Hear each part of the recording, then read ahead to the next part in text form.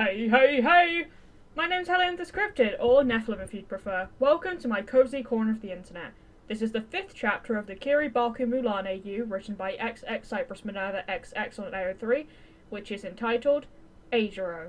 What can I say? I feel amazing. The easiest part of my transition has almost been completed, that being my name change. I'm excited to be able to share the updates in my life with you lovely people. The summary of this chapter is as followed. Despite the circumstances, eijirou can't help but glare at him. My name's Eijirou Kirishima. Red Riot's the hero name. He jabs a finger at Bakugo's spiky blonde hair. And my hair's not that different than yours! After having so much fun recording the last chapter, I know this chapter will be just as fun because we're introducing more characters. Now I implore you to sit back and relax whilst I read to you.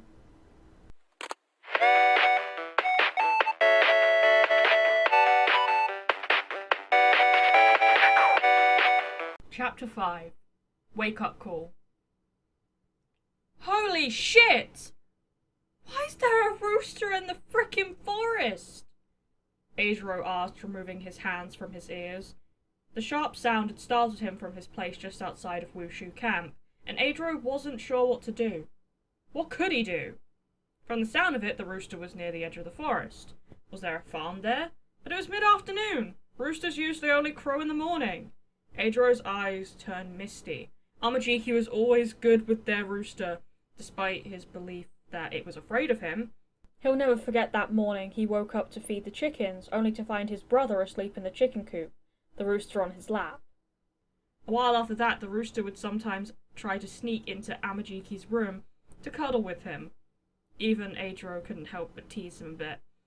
He turned to Tokoyami, who munched on the grass, having already heard his speech on how he was doing it for his father's own good, would be bringing honour to them and become a hero, etc., etc.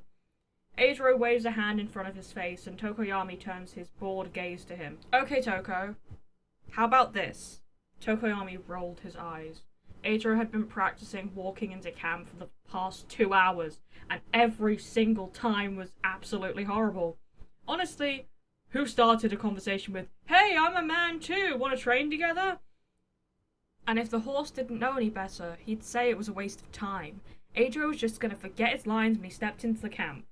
He didn't have the best memory, he was smart, yes, but when it came to remembering things, it would have to literally be drilled into his head.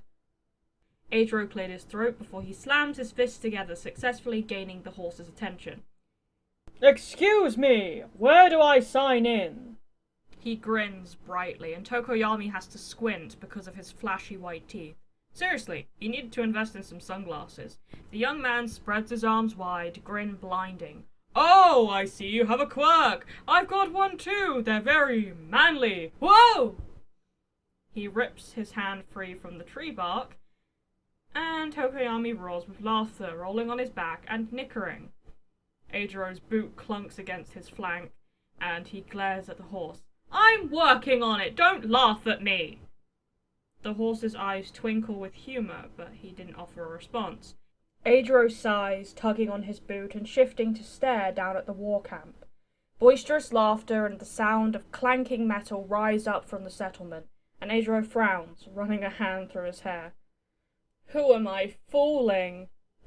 That camp was full of men that were more capable than he was. They were stronger, more experienced. What chance did he have? It'll take a miracle to get in there. Gosh, I should just march down there and... Did somebody ask for a miracle? A voice booms from behind him, and Eijirou turns to see a huge rabbit-like silhouette grinning over at him. Pillars of fire explode before his eyes, casting an intimidating shadow over the meadow. Eijirou's eyes go wide with fear. Come on, eh? Say ah! What the fuck?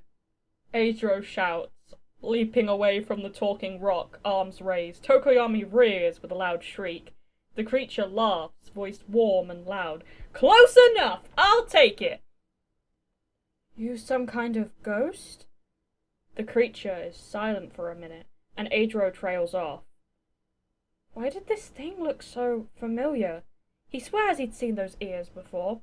Your ancestors sent me. I'm here to help you bring honor to the family and keep you alive. Cool, eh? The creature sparks and buzzes with electricity, flames roaring in his ears, and eijirou gapes in disbelief. This thing, it had a quirk too. Besides, I'm way too hot to be a ghost. eijirou has to shield his eyes from the bright flames as they soar even higher. It was a wonder how they hadn't started a forest fire yet. Was this some sort of magic? A blue cricket, the one from before, hops up next to him, chirping eagerly near eijirou's boots. The redhead gapes at it, then the large creature. Who are you? eijirou asks, biting his bottom lip to keep it from shaking. Was this some sort of dream? Or a cruel joke? Who, me? The creature asks, pointing at himself. I'm the guardian of lost souls! I'm the powerful! The wise! A short yellow and black creature with rosy cheeks steps out from behind the boulder. The short creature spreads his arms as if wanting a hug. I'm the indestructible Denki! eijirou's smile slips a bit. Oh, I came out pretty hot, eh? Tokoyami surges forward, stomping the creature into the dust with his sharp hooves, nickering angrily. eijirou tugs him away by his reins, staring at the small creature lying face down in front of him. Is he dead? The small creature peels himself off of the dirt, coughing up a clump of dirt. eijirou scoops him up and sets him on his feet, brows furrowed. My ancestors sent a little bunny to help me? The rabbit smacks his hand away angrily, body buzzing with electricity. Pikachu! The rabbit huffs, sticking his tongue out at eijirou. Pikachu! Not bunny! I don't do that ear thing! He pulls one of his ears close to his face and rubs it, brushing off some dirt still attached to his fur. eijirou stares at him. You're kinda, He trails off, trying to think of the right words to say. Denki scrambles up the rock, gazing at him. Intimidating? Awesome. You're kinda short. The Pikachu sighs before shrugging. Of course! I'm travel size for your convenience! He turns to glare at Tokoyami, who nickered at him. Now if I was a Raichu, your bird here would die of fright! When he leans over to pet Tokoyami's muzzle, the horse tries to bite him, and Denki's nostrils flare. He jabs down at the ground. Down, cuckoo bird! Denki leaps onto eijirou's shoulder, small body shifting and crawling over his head and shoulders. And I'm like super powerful! I can sense the tiniest bits of electricity flowing through your body. I can see straight through your armor. His eyes slide downwards, pointedly looking at his crotch, and eijirou's first instinct is to cover himself and smack the small creature off his shoulder. Alright, that's it! Denki shouts, heaving himself off the ground again. His ears go flat against his head. Dishonor on you! Hey, Jiro, take a note of this so I remember. Dishonor on your bird! Dishonor! eijirou claps a hand over his mouth. Alright, I'm sorry. Never had a guardian before. Then you're gonna have to trust me! Comes Denki's muffled voice. And don't hit me no more. I don't like it. eijirou nods. Alright, go get your bird and let's get this show on the road! He clambers up eijirou once more as he gets settled onto Tokoyami, hiding himself in the cricket in his dark mane. Bird? He and Tokoyami share a look, but the redhead merely chuckles. eijirou spurs Tokoyami forward, and they thunder down the hill, his bright spiky red hair flying in the wind. Wushu Camp is full of loud, boisterous men of all shapes and sizes. Horses and other farm animals make soft sounds in the back of their throats as he passes, and Tokoyami looks around nervously. It was extremely crowded, and the horse could barely take a step without being bumped into. eijirou slides off the horse's back, leading him by the reins further and further into the camp. Imperial soldiers lounge together in groups inside large white tents, some tinkering with their weapons, others pick their noses, and the redhead even sees a man, about his age, using chopsticks to clean his toenails. He gets a couple of stares because of his shocking red hair, his costume, his bare chest, but they only murmur and go on with their lives. Eijirou feels his shoulders slump, and he grips Tokoyami's reins until his knuckles turn white. After all I did! No one seems to care. Then he feels a shock on the back of his neck, and he straightens with a soft yelp, rubbing at the sore spot. He gets a couple of strange looks, but otherwise he goes ignored. "Keep your back straight, eh?" Denki whispers in his ear. "You're a man, remember? Prove it to them." Eijirou clenches his jaw and he straightens, gaining a couple of inches of height. He pushes his shoulders back and holds his head up, cheeks flushing with embarrassment as he almost runs into a stray horse crossing his path. Tokoyami nudges him forward, nickering. Then Eijirou's attention is snapped to the three men in front of them. The shortest of them, with purple balls as hair, lifts up his shirt to reveal a red dragon tattoo, eyes glinting. "Look, guys, this tattoo will protect me from harm, and it'll get me girls." His voice is warbly, and Eijirou has to resist wincing from the strange sound. There's a sigh, and before Eijirou or the short guy knows it, a tall man with red and white hair extends his arm and punches the shorter guy in the face. His friend, a lanky man with sharply cut dark hair, howls with laughter. "I hope you get your money back, Mineta!" The short man, Mineta, groans as he stands back up, clutching his face as he darts away from them.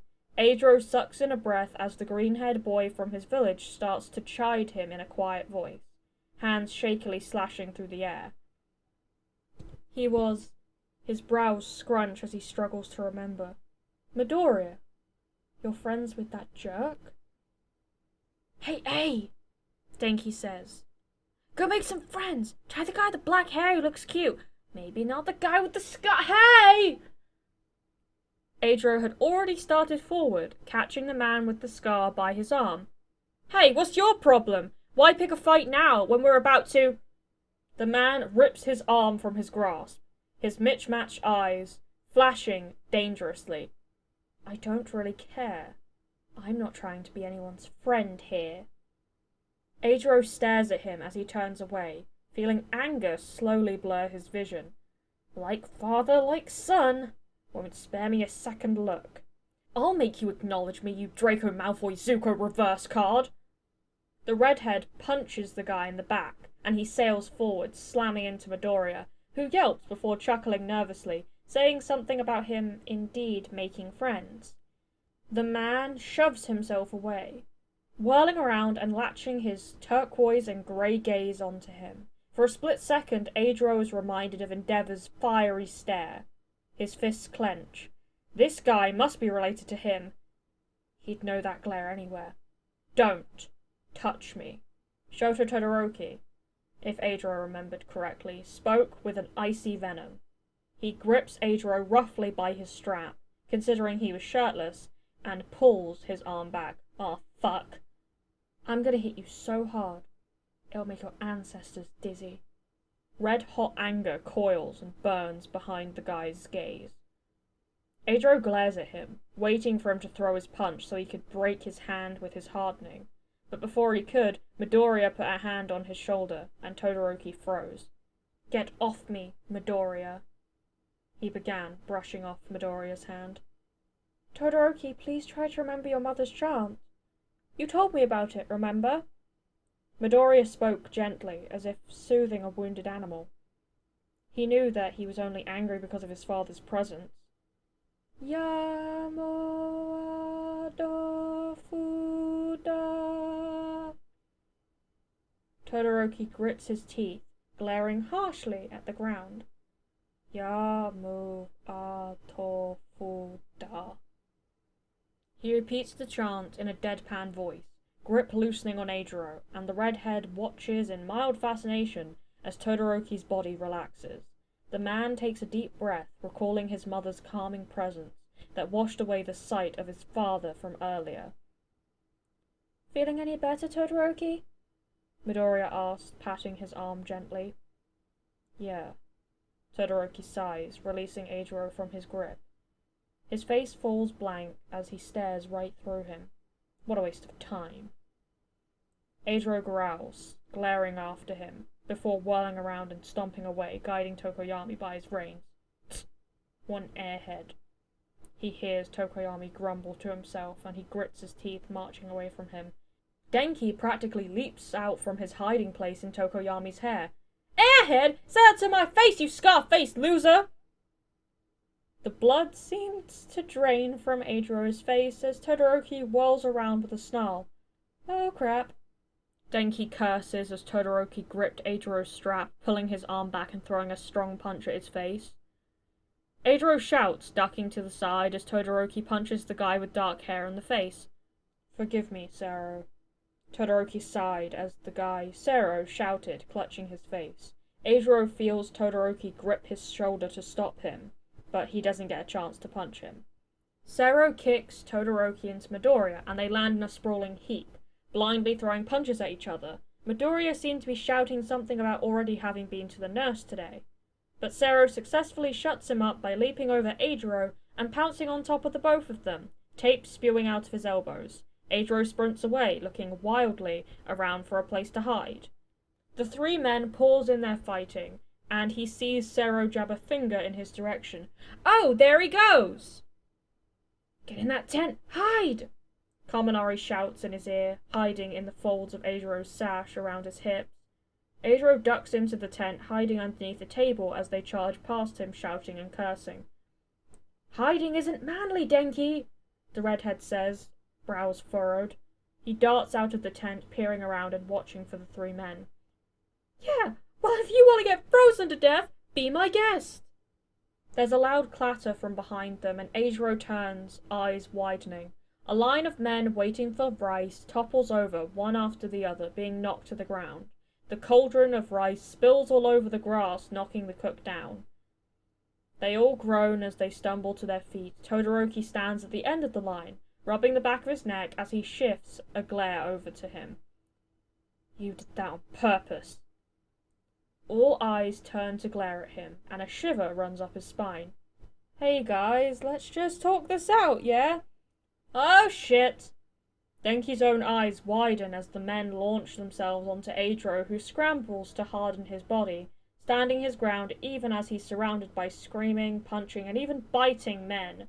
The redhead crumbles into a ball on the ground as at least a dozen men attempt to break through his hardening with no luck. Endeavor watches the men lunge for each other, curses and groans and death threats filling the air. How pathetic! Shoto wouldn't take part in such despicable brawling. Of course, he hadn't seen Shoto since arriving in the camp earlier that morning, but if he knew him as well as he thought he did, Shoto would be off training by himself.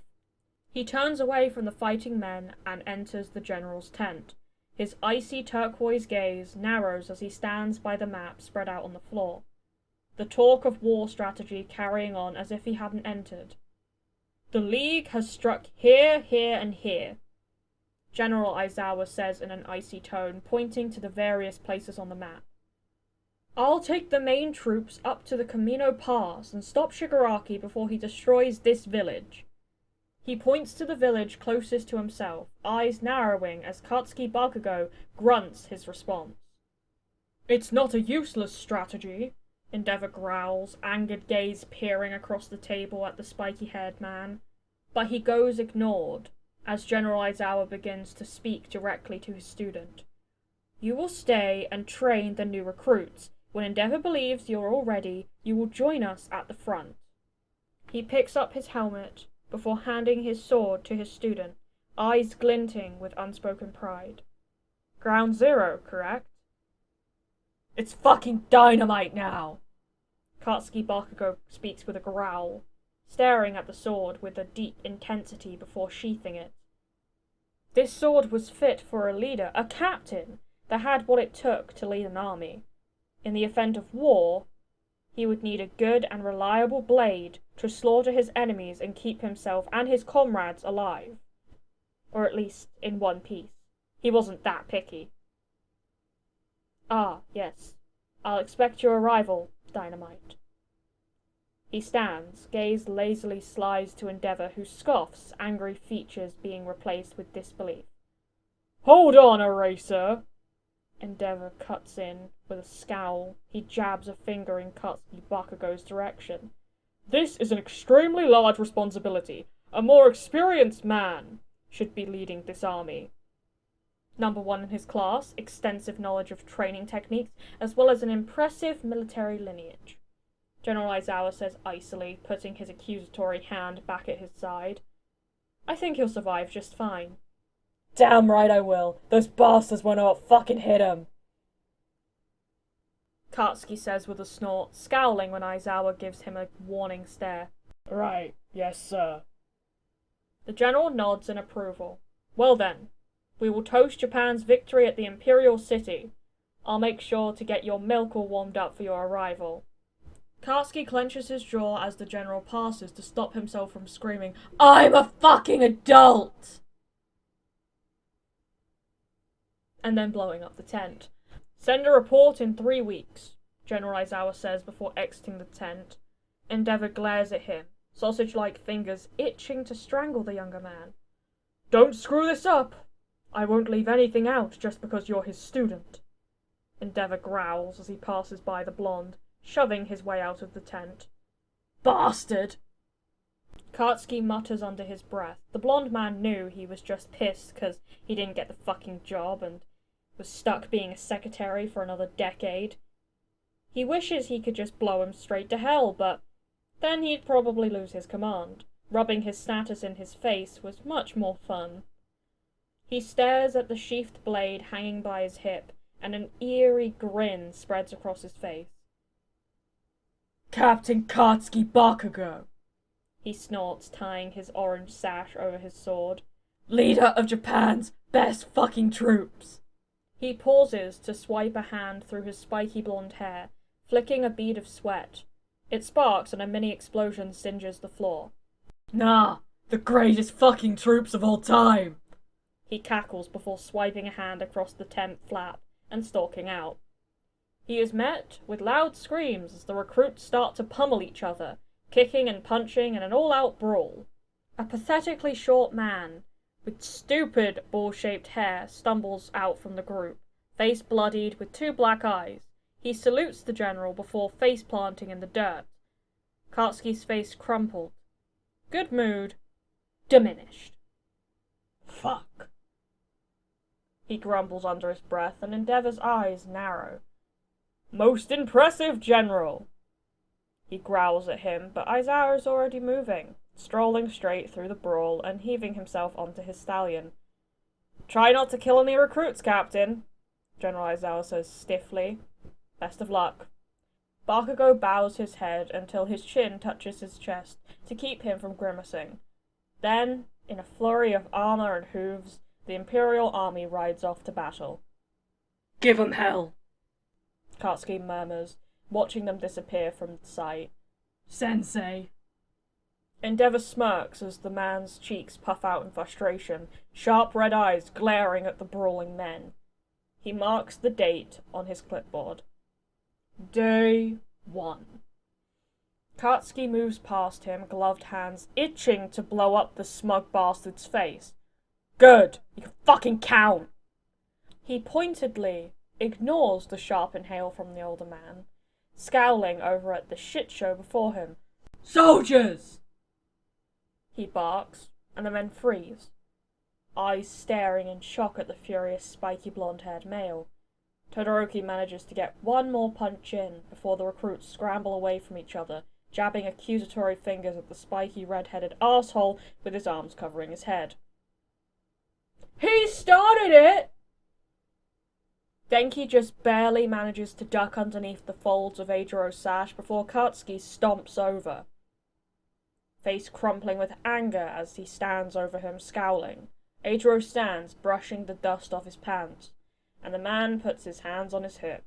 His orange and black hero costume frames a muscular yet lean body, captain's sword swinging loosely around his slim waist.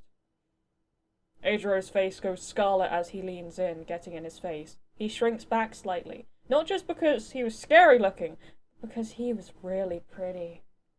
It wasn't fair, not one bit. How could someone so terrifying be so pretty? Well, he wasn't into guys or anything, But there was nothing wrong with just looking, right?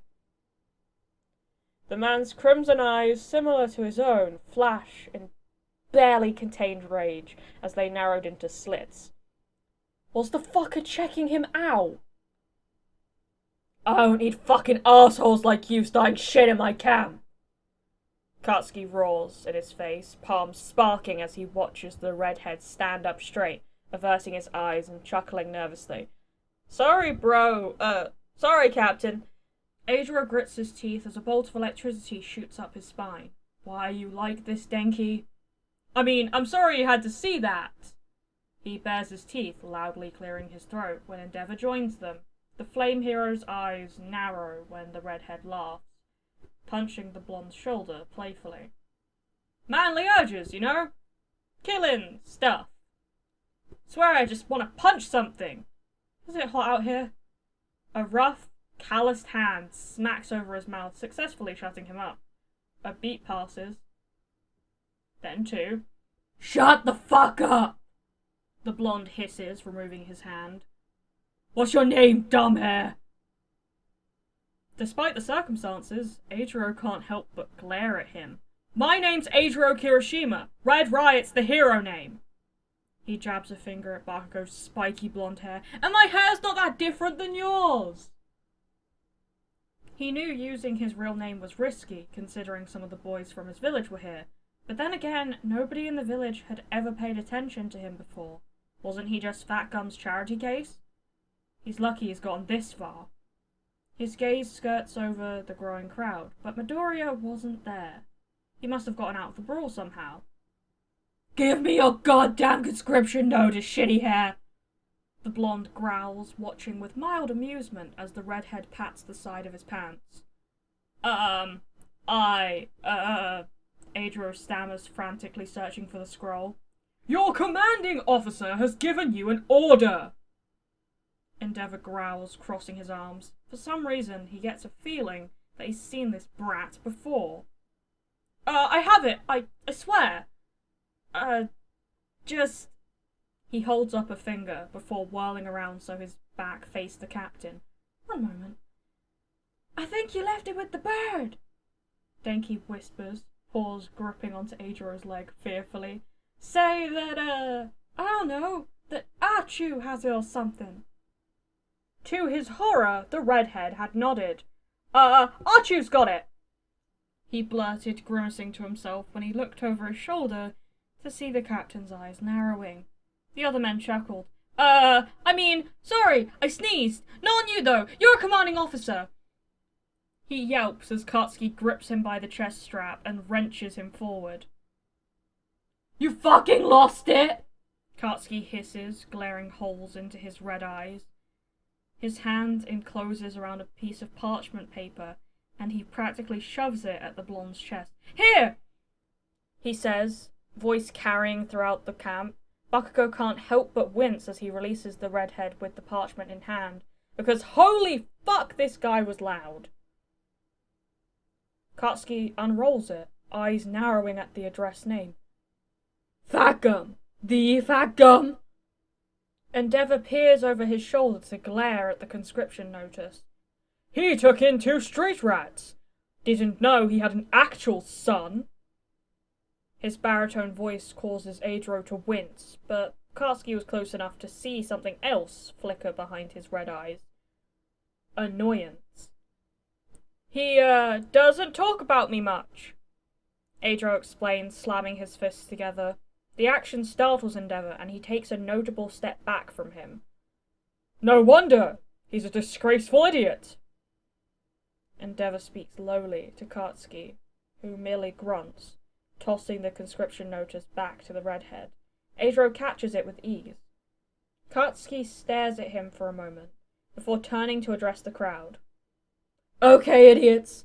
Thanks to your friend Shitty Hair here, you're going to spend tonight picking up every last grain of rice. And tomorrow... He trails off, gaze finding the redhead again. The real shit begins. Then he brushes past Eijirou, making it a point to jab his elbow into his exposed ribs. Eijirou chuckles, beaming when Katsuki growls. Fucking weirdo! he murmurs before disappearing into his tent. Yeah, we're definitely going to get along great, eijirou mutters. He follows the other recruits to the fallen pot of rice, and even though they grumble and growl at his presence, nothing can wipe the soft smile off his face. Thank you so much for watching this video. I appreciate all the support you've given me. I have to admit that whilst I was editing this video, I did have minds of just deleting it and starting again.